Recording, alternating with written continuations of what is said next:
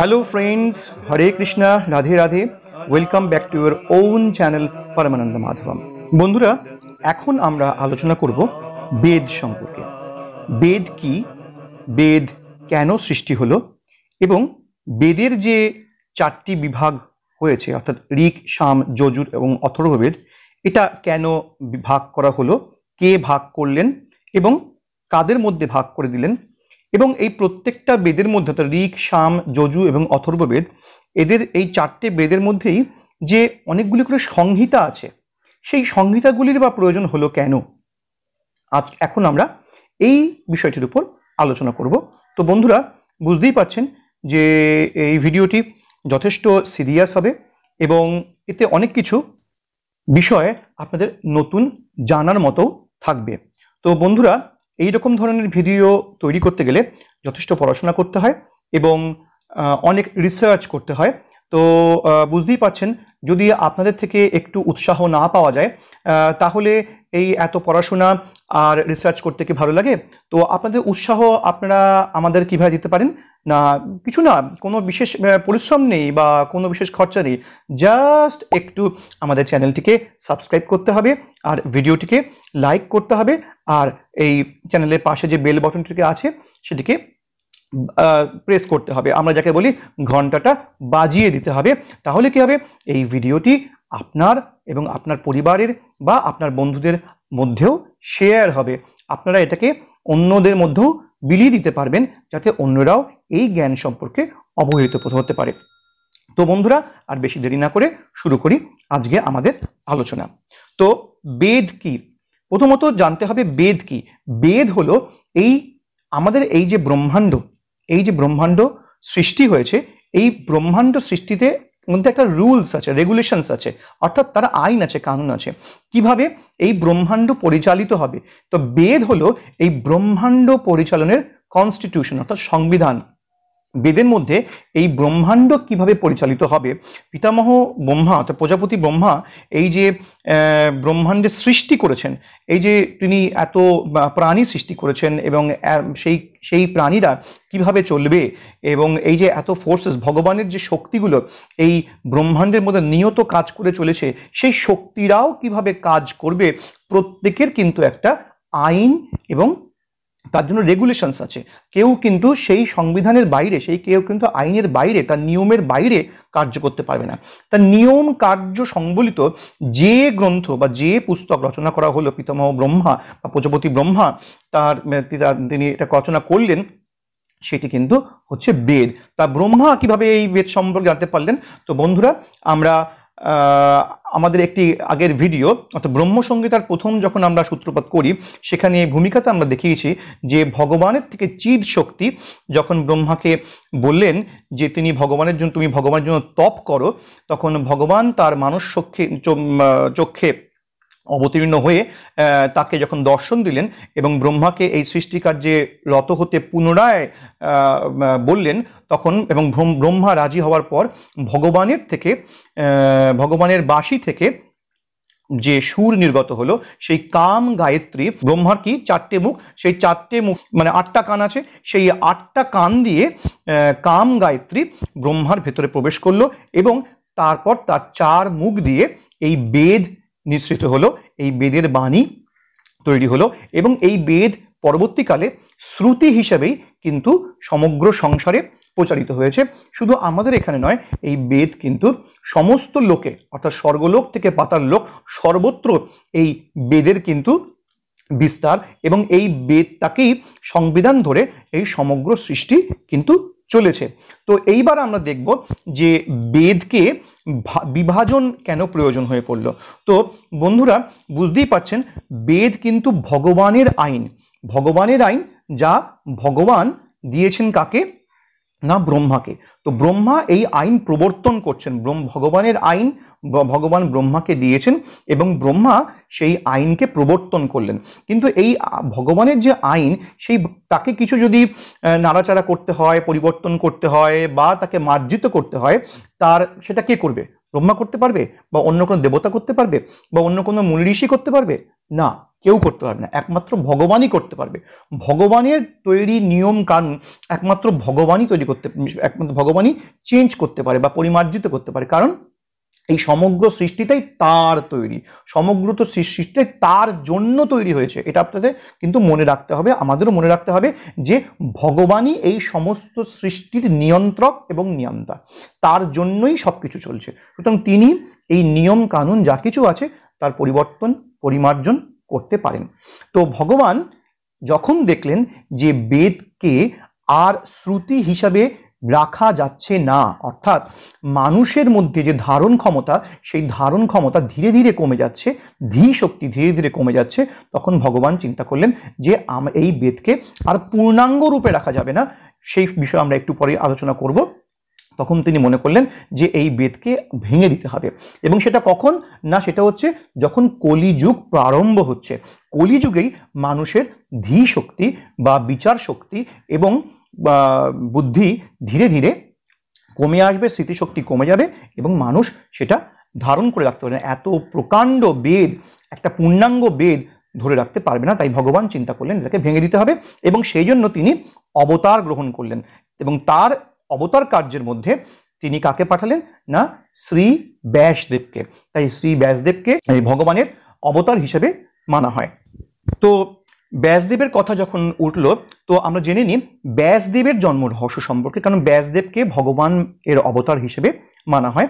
তো ব্যাসদেব হলেন মহাঋষি পরাশর এবং সত্যবতীর পুত্র। তো সত্যবতী যখন কন্যা ছিলেন, মানে খুবই ইয়াং গার্ল ছিলেন, এবং তিনি কি ছিলেন, যে আমরা সকলেই জানি যে তিনি ধীবর কন্যা ছিলেন, একজন ধীবর রাজ ছিল, সেই ধীবর রাজের কন্যা ছিলেন। কিন্তু অ্যাকচুয়ালি তিনি কিন্তু ধীবর রাজের কন্যা ছিলেন না। এই ঘটনাটা আমাদের অনেকেরই অজানা যে সত্যবতী কিন্তু একজন ক্ষত্রিয় কন্যা, এবং অনেক ছোট বয়স থেকে সেই ধীবর রাজ এই সত্যবতীকে পালন করেছিল। তাই সত্যবতী নিজেও জানতো না যে তিনি একজন ক্ষত্রিয় কন্যা, এবং ধীবররাজও সেটা জানতো না। কিন্তু পরবর্তীকালে ধীবররাজ জানতে পেরেছে, কিন্তু সেটা প্রকাশিত হয়নি। কিন্তু সত্যবতী একজন ক্ষত্রিয় কন্যা যিনি পালিত হয়েছিলেন ধীবররাজের কাছে। তাই সত্যবতীর পরিচয় কিন্তু ধীবর কন্যা হিসেবে, অর্থাৎ জেলের কন্যা হিসেবে এই তিনি পরিচিত। তাই এই সত্যবতী যখন নবযৌবনে ছিলেন, তো তিনি কি করতেন না, একটি নৌকা নিয়ে যাত্রীদের পারাপার করতেন। তা এই পারাপার করার সময় তার সঙ্গে আলাপ হয় শ্রী মহাঋষি পরাশর সেই পথ দিয়ে যাচ্ছিলেন, এবং তিনি ওই নৌকায় ওঠেন। এখন সত্যবতী ভীষণ রূপবতী ছিলেন। ছোট কন্যা অবস্থায় তার যে রূপ ছিল তা মহর্ষি পরাশরকে মোহিত করে, এবং মহর্ষি পরাশর ওই পথ দিয়ে যাতায়াত করতে করতে মাতা সত্যবতী মানে সত্যবতীর প্রেমে পড়ে যান, এবং তার সঙ্গে তার সম্পর্ক হয়। এবং তার সঙ্গে যে সম্পর্ক, সেই সম্পর্কের জেরেই কিন্তু জন্ম হয় মহাঋষি বেদব্যাসের। মহাঋষি বেদব্যাসের জন্ম বৃত্তান্ত সম্পর্কে একটা কথা শোনা যায়, বা তার একটা প্রচলিত আছে যে মহর্ষি বেদব্যাস কিন্তু জন্ম হয়েই বড় হয়ে গেছিলেন, তাকে মানে পালনটা বেশি করতে হয়নি মাতা সত্যবতীকে। তার কারণ হচ্ছে তিনি ভগবানের শক্তি নিয়েই জন্মেছিলেন, এবং তিনি জন্মেই বড় হয়ে গিয়েছিলেন। কিন্তু আরেকটা ব্যাপার হচ্ছে, সত্যবতী কি ছিল না, সুত বংশজাত, অর্থাৎ তিনি নিচু শ্রেণীর ছিলেন। তখনকার যে জাতিভেদ প্রথা ছিল তার মধ্যে সবচেয়ে নিচু স্তরে ছিলেন সত্যবতী, যেহেতু তিনি ধীবর রাজ মানে জেলের মেয়ে ছিলেন। আর মহাঋষি পরাশর ছিলেন ব্রাহ্মণ গোত্রীয়, অর্থাৎ সমাজের সবচেয়ে উচ্চ শ্রেণীর। তাই সম্পর্ক হলেও মহাঋষি পরাশর কিন্তু সত্যবতীকে তার স্ত্রী হিসেবে গ্রহণ করতে পারেননি। কিন্তু তার সন্তানের জন্মের জন্য তিনি কোনো অবস্থার তাকে ছেড়েও দেননি। তিনি কি করলেন, যে সত্যবতীকে বললেন যে তুমি এই সন্তানের জন্ম দাও। কারণ কি, আরেকটা বুঝতে হবে যে মহাঋষি পরাশর একজন বড় মাপের জ্যোতিষী ছিলেন, অ্যাস্ট্রোলজার ছিলেন। আজকে যে আমরা জ্যোতিষ চর্চা করছি বা জ্যোতিষ সম্পর্কে আলোচনা করছি এবং সেই নিয়ে নানা রকম বইপত্র পড়ছি, তো সেই জ্যোতিষের যে মূল সূত্রগুলো কিন্তু মহাঋষি পরাশরই রচনা করেছিলেন। তো বুঝতেই পারছেন তিনি কিন্তু ভবিষ্যৎ দেখতে পারতেন বা বুঝতে পারতেন। তো তিনি বুঝতে পেরেছিলেন যে যে সন্তান আসতে চলেছে সে কিন্তু এক মহৎ শক্তি নিয়ে, একটা মহান শক্তি নিয়ে আসতে চলেছে। তাই তিনি তাকে কিন্তু অবহেলা করেননি বা সত্যবতীকে ছেড়ে দেননি। তিনি সত্যবতীকে বললেন, তুমি এই সন্তানের জন্ম দাও, এবং এই সন্তানের জন্মের জন্য যা কিছু ব্যবস্থা তা তিনি করেছিলেন।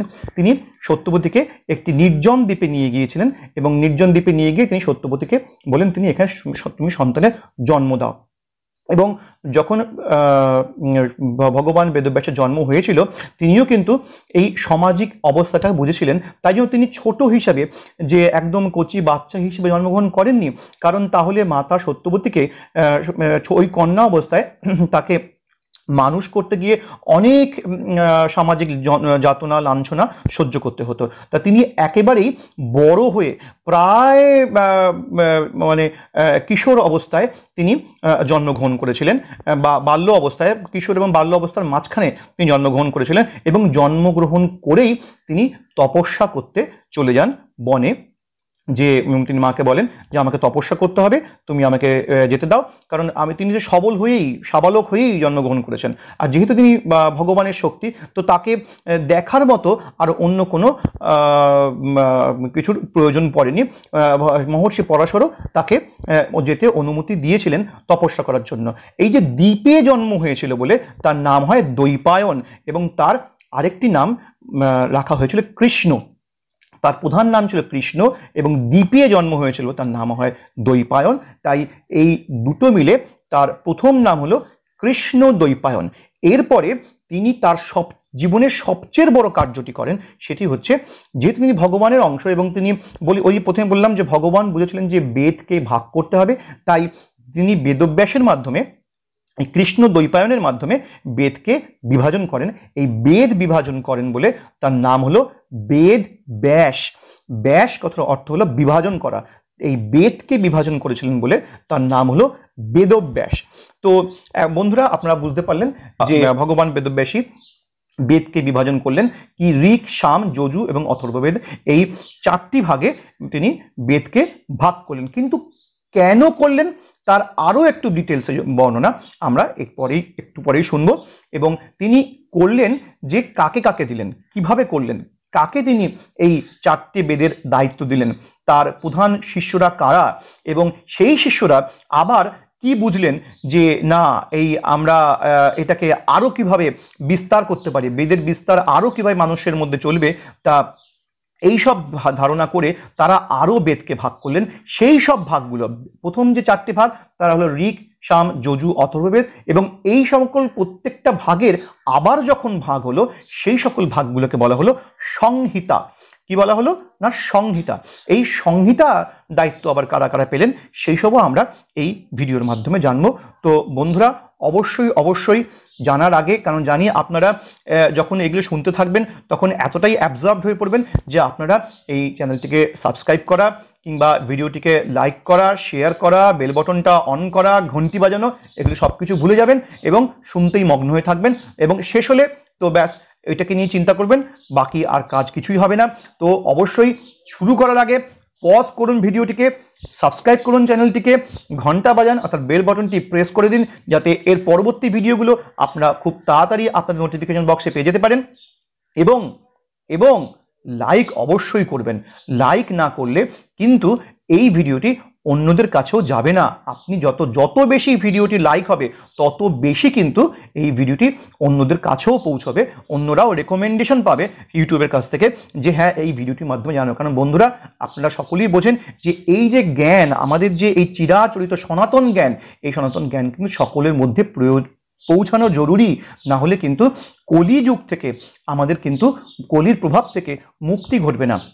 বেদ হচ্ছে এই সমগ্র ব্রহ্মাণ্ডের কনস্টিটিউশন। সেই কনস্টিটিউশনের প্রাথমিক রূপরেখা সম্পর্কে জানা কিন্তু সকলের দরকার। যারা এই পৃথিবীতে জন্মগ্রহণ করছেন প্রত্যেকেরই কিন্তু এই প্রাথমিক কনস্টিটিউশন সম্পর্কে জানা দরকার, কারণ বেদই হচ্ছে মূল আইন। যে আইনের মাধ্যমে, যে রেগুলেশনসের মাধ্যমে আমরা এই পৃথিবীতে চলবো, এবং এই সম্পূর্ণ ব্রহ্মাণ্ডের সমস্ত শক্তি চালিত হচ্ছে। এবং বেদেই বলা আছে কিভাবে আমরা আমাদের প্রয়োজনে ভগবানের যে শক্তি এই পৃথিবীতে বা এই ব্রহ্মাণ্ডে চলছে তাকে আহ্বান জানাতে পারবো আমাদের কষ্ট বা আমাদের কার্য সিদ্ধির জন্য, আমরা তাকে, যেমন ধরুন কোনো জায়গায় খরা বা অতিবৃষ্টি হচ্ছে, সেখান থেকে মুক্তির জন্য কি কি উপায় আছে, ভগবানের শক্তিকে কিভাবে আমরা ডেকে আনতে পারি খরা থেকে মুক্তি পাওয়ার জন্য বা অতিবৃষ্টি থেকে মুক্তি পাওয়ার জন্য, তা সেই সব কিন্তু বেদে বলা আছে। অর্থাৎ ভগবানের শক্তিকে আহ্বান করার জন্য যে পলিসি, যার যে সূত্র, সেটা কিন্তু বেদের মধ্যে দেওয়া আছে। বন্ধুরা, এখানে এইটুকুই অবধি থাক অবতরণিকা বা একটা ভূমিকা হিসেবে, কারণ এরপরে ভিডিওটি যথেষ্ট বড় হয়ে যাচ্ছে। তো আমরা পরবর্তী ভিডিওতে এই কেন বেদের বিভাজন হলো এবং কাদের মধ্যে এই বিভাজিত করে ঋক, সাম, যজুর্বেদ এবং অথর্ববেদকে দেওয়া হলো সে সম্পর্কে আলোচনা করব। এবং আরও দেখব যে ঋগ্বেদের যে সংহিতাগুলো, অর্থাৎ ঋগ্বেদকে ভাগ করে যে সংহিতাগুলো তৈরি হয়েছে, সেগুলো আবার কাদের মধ্যে বিভক্ত করে দেওয়া হয়েছিল। তো বন্ধুরা, আশা করি এই পর্যন্ত যে ভিডিওটি আপনারা দেখলেন তা আপনাদের খুব ভালো লেগেছে। তো অবশ্যই অবশ্যই লাইক, শেয়ার এবং সাবস্ক্রাইব করে এই ভিডিও এবং চ্যানেলটিকে অনেকের কাছে পৌঁছে দিন, যাতে তারাও এই ভিডিও থেকে কিছু শিখতে পারে, জানতে পারে। তো এখানে এইটুকু, পরবর্তী ভিডিওতে খুব শীঘ্রই আপনার সঙ্গে দেখা হচ্ছে। হরে কৃষ্ণ, রাধে রাধে।